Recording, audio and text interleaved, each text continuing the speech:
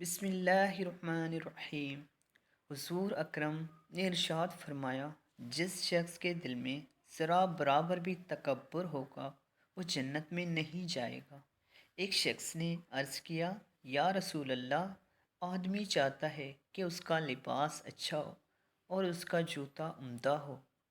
آپ نے فرمایا، اللہ تعالیٰ جمیل ہے، جمال کو پسند کرتا ہے۔ تکبر اور غرور تو حق کو ناحق کرنا اور لوگوں کو حقیر سمجھنا ہے، یعنی اپنی وصیت کے مطابق اچھا لباس پہننا تکبر اور غرور نہیں بلکہ لوگوں کو حقیر سمجھنا تکبر اور غرور ہے۔